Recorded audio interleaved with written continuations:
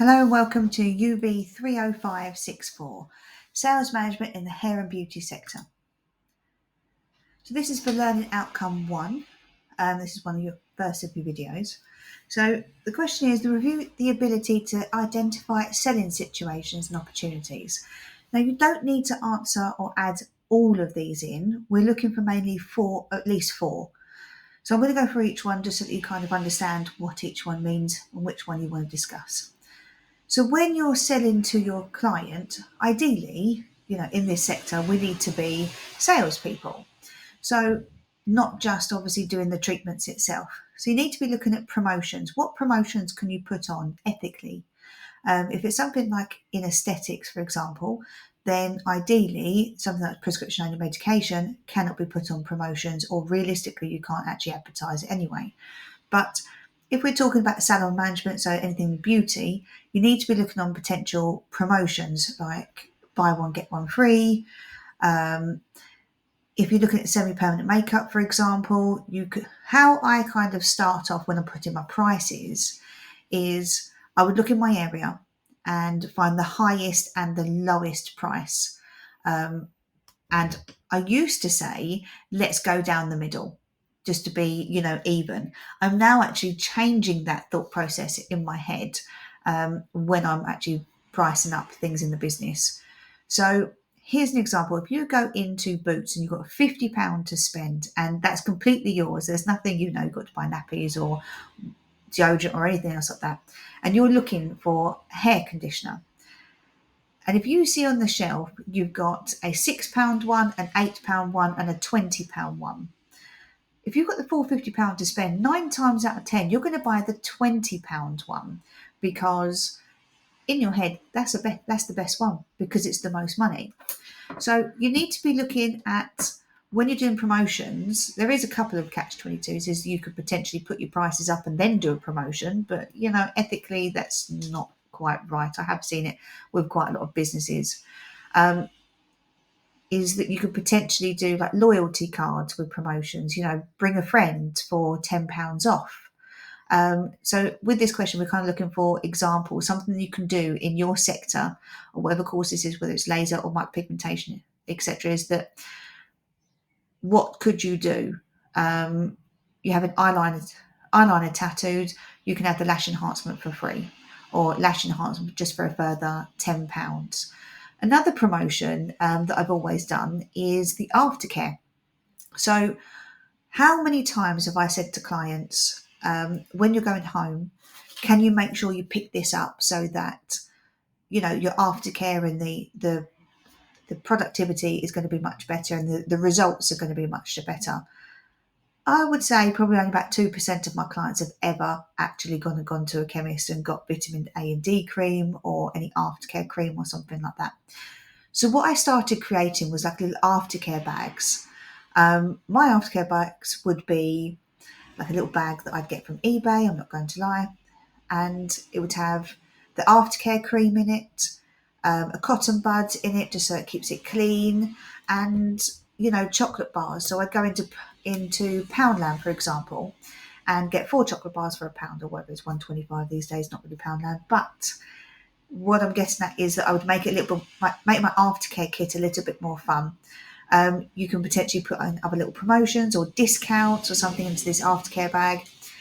That obviously gets better results because that they're looking after their their treatment and the results, and they're making sure it's keeping clean, etc. But then and I also used to put like malwams because they were contain sweets as well. So you could say it comes with a free aftercare kit. So that's always a really good, I used to use that as a good promotion. Or you can factor it in. To be honest with you, the aftercare kit is probably about £2 to £4 each person. So realistically, it's not a lot of money, but you're going to gain better results with your clients. But sometimes when people say the word free, everyone jumps at it. That also includes obviously with the discounts as well. So you could be looking at what you could potentially discount on days that you're not that busy, or you're trying to fill spaces, or last minute discounts. Again, obviously don't do yourself short and go too low. eyebrows, for example, you're normally charging £250. I'm going to do £50 to fill that space. That's not really feasible. You need to be looking at different, what is feasible within the industry. Again, obviously, offers and giving free samples. You can give out free samples of the aftercare. My advice is give them the aftercare kits, and like I said, promote it as a free aftercare kit. Potential sale from every client entering the salon. You need to be looking at every single client that walks into your salon, whether it's somebody coming to someone else for massage or someone that's coming in for hair. This is like a salon industry. So you could potentially discuss with your other peers or your other colleagues on how they can upsell. Give them a loyalty. So it's obviously recommendation. Give them a loyalty scheme. So I used to work in salons, and I used to say to people, if you could get me another client, I'll give you £10 per client that you can recommend to me. And I found that really worked. So obviously working together, you could do that with your friends. Like I said, loyalty cards. If they get 5 recommendations, they will get a treatment done for, 40% off. Remember, add in your costings as well to it. Also, with the knowledge of the product or treatment, it gains the client's trust. If you know what you're talking about, so you can say, oh yeah, I would use this, I would use that, various things. Because if you sound confident in something, then people are going to start seeing your passion and believing you. So you could sell ice to an Eskimo if you told them, it made their skin shine or they lost weight or something like that. Obviously not going into lying about it, but being within reason, saying, if you bought this product, then it will do this, this, and this. So sometimes doing product knowledge, or some companies that sell the products will sometimes do workshops, etc., for you to go and learn exactly how to use, or what does the product actually do, or any benefits. Or again, just Google. So anything that you can do to research, to understand the products you're using more, and then explain it to your clients. I always explain it not in a rude way, but in more of a layman's terms way for my clients to understand and associate it with daily life. So, for example, if I had a client come in and say, having their eyebrows done, and she was like, oh, I'm going swimming, I love going swimming, etc. I'm like, oh, have you thought about eyeliner? And then sit and discuss eyeliner. If someone's coming in for laser and they're having underarms done, they're like, oh, would this work all over the body? Then I can sit and discuss exactly other treatments it will work, various places it will work for.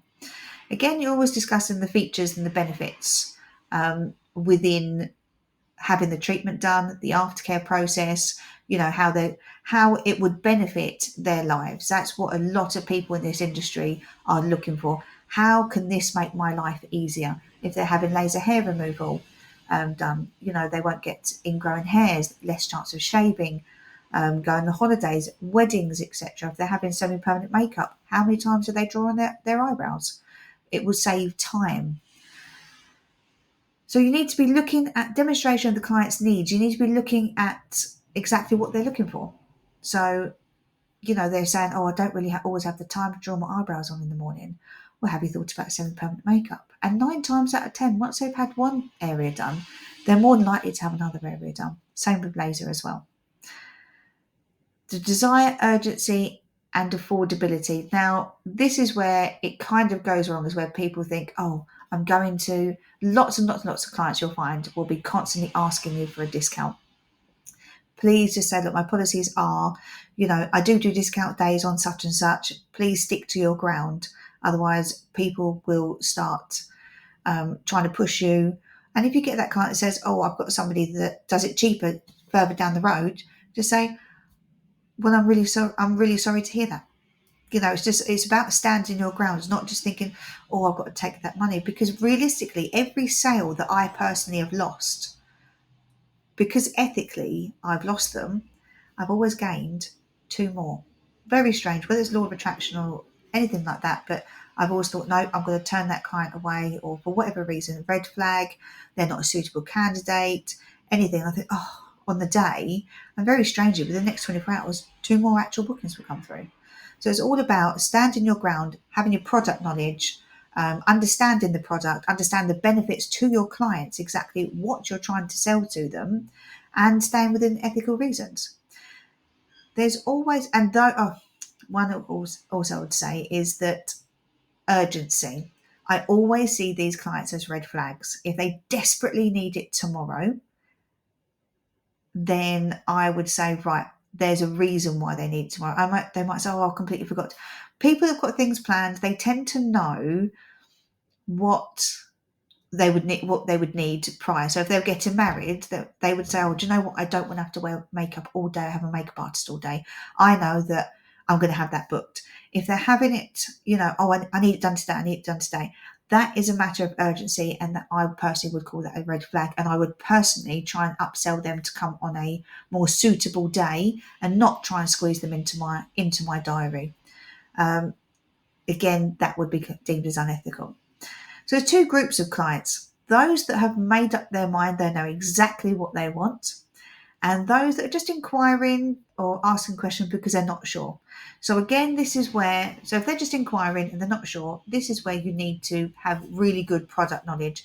Sometimes if I'm replying to people and I'm using my phone, I would have a copy and paste of frequently asked questions, because 9 times out of 10, they'll always ask the same questions as somebody else. I tend to have a 5-question rule though. If they're back and forward, I've known in my experience is that once it gets to 5 questions, they're not willing to actually book in with you. They are just merely trying to find out information. They are either inquiring or, I suppose, snooping. But I tend to find that those after 5 questions don't book in. But then you've got group 1, people that know what they want. Great, but are they the right candidate? So again, it's upselling exactly that you want that. But if you're not a suitable candidate in your own product knowledge or your treatment knowledge, what can you guide them that would be suitable? I had someone come to me and say, yeah, but Robin, if I come in like that's exactly what I want and you can't give it to me because I'm not a suitable candidate, I'll come in for a treatment. I want to make myself feel better. And I said, then I would always find out an alternative, something that's safer, something that's ethical, something they are a better candidate for.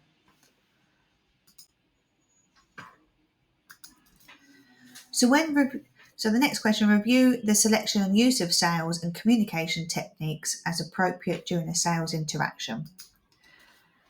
So again, here are the 4 ones that you can discuss. Remember I said it's level 4, you need to be discussing, 4 various answers to this question. So attention, personalise their needs to suit their lifestyle. As I've said before, if somebody is explaining that, they're a deep sea diver or they're a regular swimmer or they're going on holiday, then maybe you can upsell, have an eyeliner done. And it's all to do with their own lifestyle. So again, it takes you back to treatment knowledge, product knowledge, and anything else that they're talking about in discussion. I personally, it's almost like a trigger. As soon as I hear them talking about their lives or what would be suitable, I start saying, have you thought about this? Let me explain about this. 99.9% of the time, people want to listen because, oh, would that help me? Would that make me feel better? Is that a better alternative for me?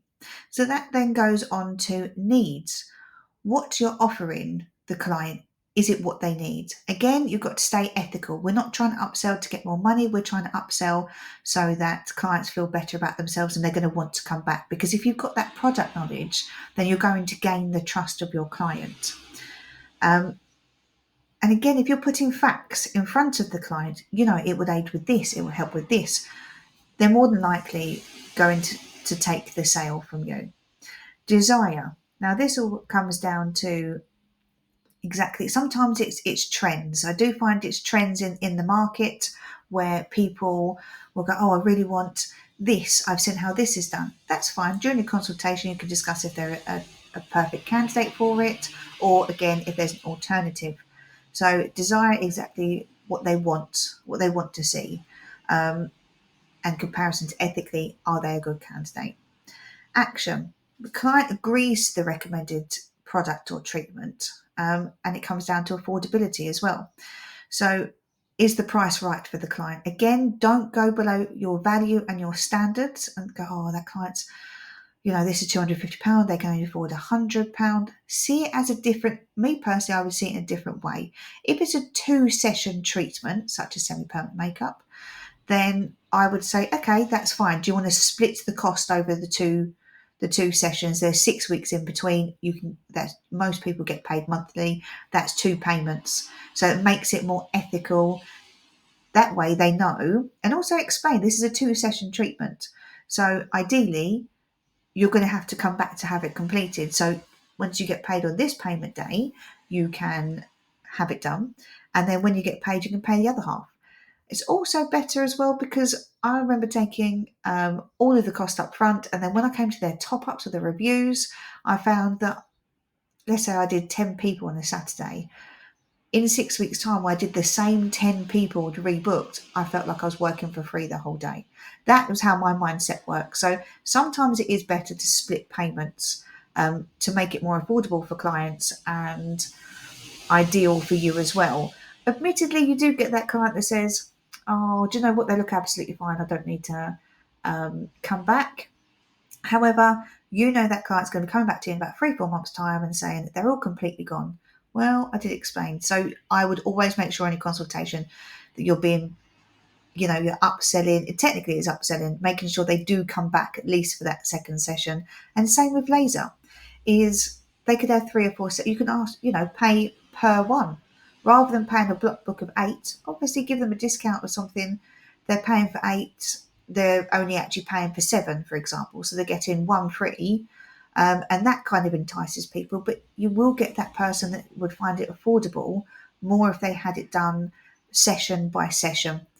Again, don't scrimp on obviously thinking, oh, I need to give them a discount.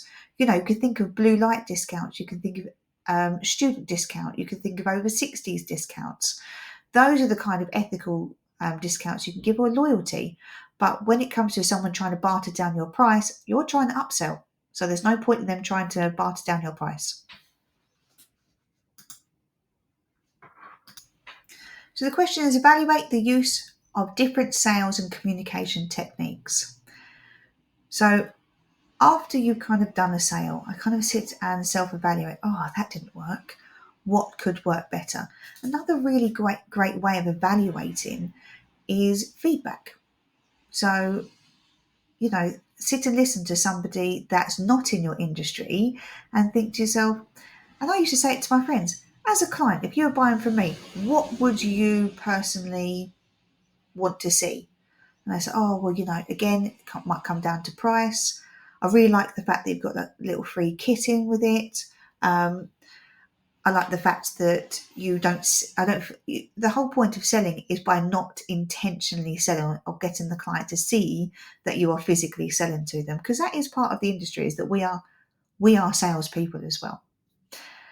So then if a sale doesn't go through, or I say doesn't go through, it's not like a card machine, but if it doesn't work, then maybe you can think, right, why didn't that work? Again, go back to your friends and say, did this work?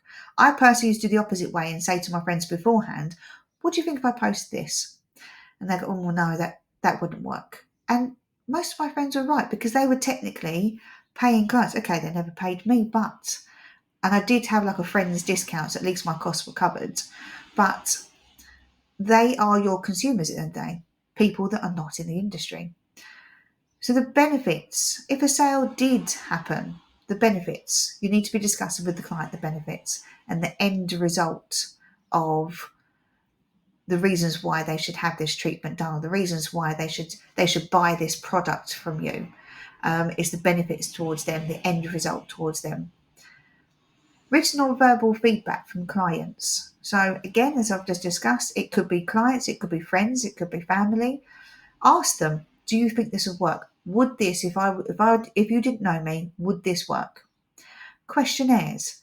Now, questionnaires or a suggestion box, they could be sometimes anonymous, and I probably would say to try and have them anonymous, because some people don't want to say to your face, I didn't really like the way you did this and things like that. Some people are actually quite brazen and were happy to say it to your face. But I think sometimes when people become keyboard warriors, for example, they won't say it to your face, but they'll send you in a message afterwards. Maybe you could have like a little questionnaire, or what we used to call a happy form in our salon, is if they had the treatment done, then just get them to sign a form afterwards to say, what they liked about it, what they didn't like about it, any suggestions they may make for you. And I would say I'd have a little box and we'd go put it into the box afterwards. Don't get them to put their names on it. That's always another really good idea, especially in salons, because you might have 4 or 5 clients throughout the salon at the same time. We don't know who put that suggestion in. And it's really good to look at reviews and suggestions, because at the end of the day, these are the people that are buying from you. So these are the people that sometimes you need to listen to. Word of mouth. Most of my clients personally came through word of mouth, which is great. It's the best form of advertising and upselling that you can get.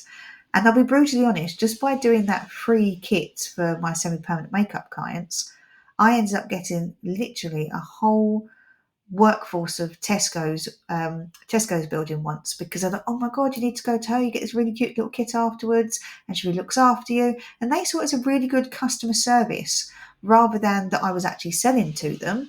They just thought of it as, oh, she's thinking of us. She's making sure we haven't got to stop our car on the way home, or remember this item that I completely forgot to buy, or it's another £10. They think it's £10. It's probably only, like I said, £2. But it's just the thought process that is always there for them. And obviously, as I've discussed with you, the review takings as well. So take the reviews, whether it's anonymous, or even send them out an email afterwards and say, how did the treatment go? How did the procedure go? Is there anything I can do to improve? Because again, how would you know unless somebody tells you? Evaluate the use of negotiative skills. Now, there's quite a lot here, and I'm going to go through each individual one, but again, you only have to pick out 4. So preparing. I've kind of put all of the notes in between for each of these ones anyway, so you can kind of use this to explain in your assignment anyway. So you prepare. You need to look at the strengths and the weaknesses of each argument or sale, as it seems. So yes, you can have this eyeliner done. It looks really great. However, you've got hooded eyelids, so it may not be beneficial to you. So you need to be looking at each person as an individual. Yes, I've got this skincare range. Looking at the skincare, for example, look at the skin type, for example. Would they be suitable for a dry range if they've got sensitive skin? No. So you need to be preparing when you're analysing and look at the client. Hopefully the client's in front of you, or asking for photos, etc., or just discuss the client first. So preparing for the sale. Attention to timing. So if I've got a client that's having a treatment done, they're talking about, they want to go swimming, I'm like, oh, here's a really great sale. And then they'll start talking about their grief or something like that. Obviously, the timing is off there. If somebody's having laser treatment done and you're like, oh, I can start talking about, upselling, instead of a half leg, they can have a full leg done. And then they'll say they're going in for an operation. Then I'll be like, oh, okay. Then the timing is off. So timing is key when it comes to sales. And again, don't push too hard on sales, because this can ruin any kind of relationship. You don't want to be pushing. They feel like you're pushy. Oh, I'm going to have to buy this. Or I really like her, but she pushed that sale onto me too hard. So therefore, they're not going to come back to you. Because how many times have you walked down the high street and someone's gone to give you a leaflet? Can I just have a word a minute? And you're like, oh, I haven't got the time. That's how sometimes clients feel in your presence as well, is the timing. They haven't got the time to talk to you. You push the sales on them. Leave your ego behind. So as much as great as you are at your procedure, at your knowledge, at your experience, again, don't always push that onto a client. They know how great you are. They have come to you. They have heard about you. They're inquiring with you. I don't inquire at people that I think, oh, I wouldn't go to them. So that's the way you have to see it. These people have come to you. These consumers have come to you already. So you don't really need to push this out. You just need to show them your knowledge. But stop being... I had a lady once that said, Robin, you need to be a bit more pushy when you walk into the room. And I was like, really? And she said, yeah, because when I walk into the room, everyone knows who I am. And I thought, oh dear, here comes an ego. So it's all about your presence and your timing and the way you come across to people, and just be polite, pleasant, ethical when you're discussing any kind of sale. Every inquiry technically is a potential sale.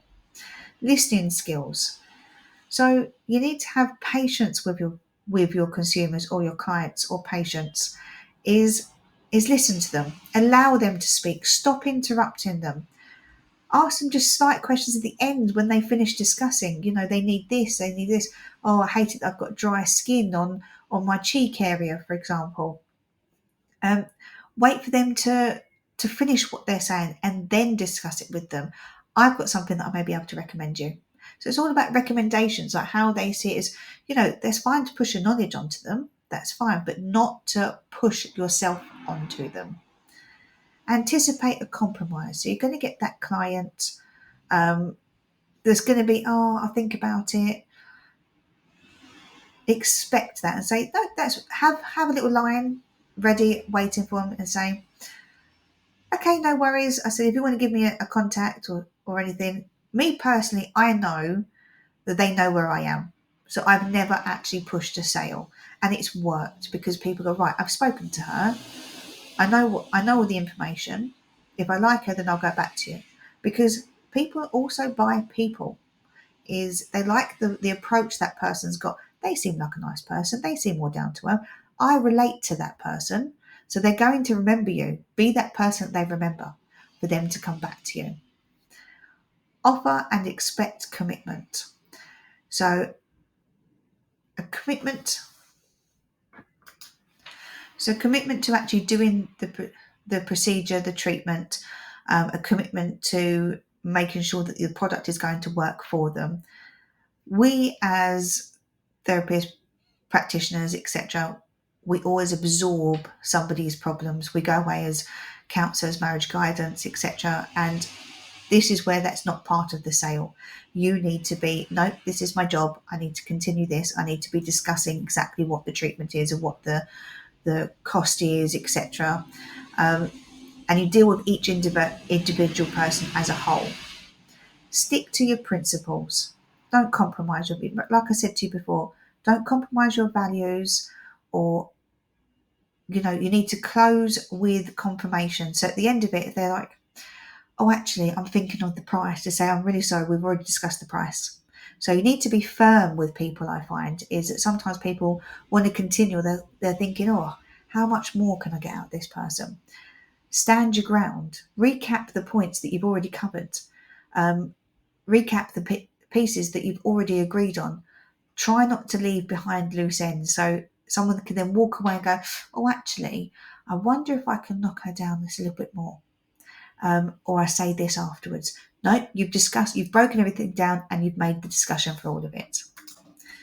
So this question is, evaluate the use of clients' care skills following a sale. At the end of the day, you are trying to build your trust and a good rapport with all of your clients and potential new clients as well. Because if you gain the trust with somebody, they're going to tell people. It is a fact that if you do something right, that person will tell one person. If you do something wrong, that person will tell 10 people. You couldn't even get my hands in there then, but it is a customer service fact. I learned it a long time ago.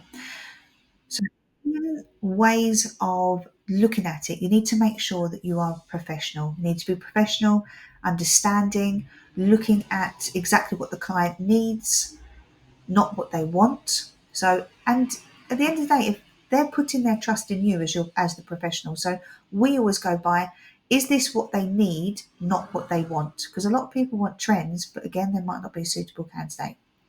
Be a good listener. Make the client feel good about themselves. How many times have you walked into a salon and you've walked out having your hair done? You feel so much better. You've had a good chat. You've walked out. I personally got into the industry. This is a fact. I got into the industry because I went into a salon and I asked to have some waxing done. I'm not going to lie, it was my top lip. And I actually heard the young girl walk out the back and laugh to her friends and go, oh, she's got a beard. And that wasn't true, but I felt absolutely terrible because sadly, that is sometimes how the industry can be. I then thought, right, I'm going to go do a waxing course. I did a waxing course, loved it so much. I actually went back to college and evenings, etc. So the whole point I'm trying to get at is I felt terrible walking in there. I wanted someone to be very professional and say, no worries, come this way, or yes, I can get you booked in. Not try and be horrible about my appearance or something that I felt very conscious about, but this was 22 years ago. Make the client feel wanted and appreciated. A really old trick that I do, which actually also gets me sales, is I can't personally remember absolutely everybody. And on the back of their treatment plans, it's a very old trick, by the way, I used to write, so if they spoken about their daughter, 5-year-old that's starting school, I would write down the daughter's name and the fact that they were starting school. So the next time I see them, I look at the back of it and say, how did so-and-so get on at school? They will then build their trust. Oh my God, she remembered me. They will feel that they're £1,000,000, that they've got a friend in you. Not obviously, you need to be setting boundaries, but wow, this person actually remembers me. I'm not just a sale to them, I'm a human being. Reality, I couldn't actually remember everything, but that client felt trust in me. And to be fair, there is a level of trust there because I had remembered to write something personal, not too personal, about this person so that I made sure that I remembered and I could ask them. And again, my little story about how I came into the industry is being not to be non-judgmental. It's to be non-judgmental. Make sure that you're not judging someone, even verbal or non-verbal. You're not, creating faces when they're talking about an issue or a situation they're trying to correct, and they've come to you. Somebody's already come to you because they've said, I keep getting, if they're doing laser, I keep getting ingrowing hairs. And you're like, and you're pulling a face at somebody. That is a non-verbal communication. That is all part of a sale as well. Allow clients time and space.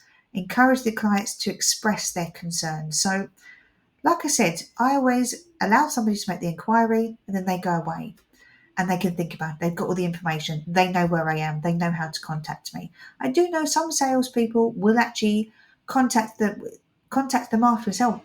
Have you had time to think about that? Again, that's pushing yourself onto that person. They know you're there. It could be that a bill's come up. They need to, something like the vets or something has come up. So I don't like to push it. And they tend to always come back because you've built that rapport with them as well. Affirm the client's feelings. So if a client's just feeling a little bit down, I wouldn't try and push a sale on them. It's unethical. I would be listening to them. Is there anything I can do? Again, that's building that trust with you. Obviously, like I said, keep setting that boundary so they don't take the mickey out of you and they do continue to still be your client or your consumer. And show respect and value. If you are showing respect and value to your consumers, this is my value, this is what I'm worth, but also, again, not pushing it onto them. And again, their value. How important are they to you? They should not always just be a sale or money in the bank or something like that. Like I said, the old trick of remembering something nice about them or even just checking up on the client. Someone that's going through a really bad time, I'll sometimes message them, go, just check and see if you're okay. That again builds my trust. They're then going to come back to me going, oh, do you know what? I really enjoyed my time with her. I'm going to keep going back. I'm going to see what else they do.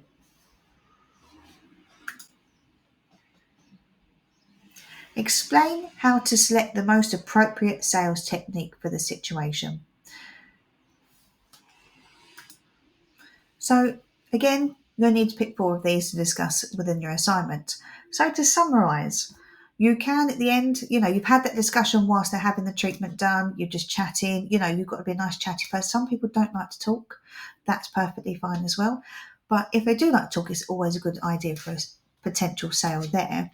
So remind the client of the main points that you've discussed. So, when we were talking about such and such, here's a few more bits of information for you. So it's how you see yourself coming across. Maybe offer, like I said, offer a concession to an indecisive buyer. Well, if you're having, let's say you're having your underarms lasered, Well, at the moment, we've kind of got an offer on at the moment. It's if you buy 8, then it's the price of 7, or there's a loyalty scheme going on. So make it a different kind of offer without, I'm going to say, doing yourself out of money. So making sure that you're not going, oh, they're being enticed, I want to make this sale. I know I've got 50%, I'll give it to you 50% off. That is decreasing your own value just because you're trying to get this sale. Offer an alternative. Like I said to you before, sometimes people aren't good candidates for something. So maybe you can, if you're going to offer an alternative, they're going to again build their trust in you and say to their friends, go to this person. They know exactly, sometimes clients like to be told no, because then they know that you have enough knowledge that you're not going to put them in any danger or being unsafe or anything that's not suitable for or wouldn't look right for them or anything like that. And you're giving them an alternative. That is you using your knowledge and your experience in discussing. And you would be really shocked as to how many times people say, actually, yeah, that's a good idea. Oh, thank you so much. Because they will appreciate your knowledge and your experience when discussing with them. Elimination. Allow the client to eliminate the number of products or treatments you're offering. Sometimes clients say, well, do you know what? I can't afford all 3 areas of semi-permanent makeup at the moment, but can you just tell me a bit more, what one would be more suitable to me? And then let's say it was eyeliner, for example. You can say, oh, I personally think if you're going to start with anything, this would be more beneficial to you. Think what would be more beneficial to them without making them, again, feeling like there's a sale. Professional recommendation. Again, what I've just said to you before is recommending alternatives for them, because in that way they will go, oh, yeah, I do trust her. She's got my best interests at heart.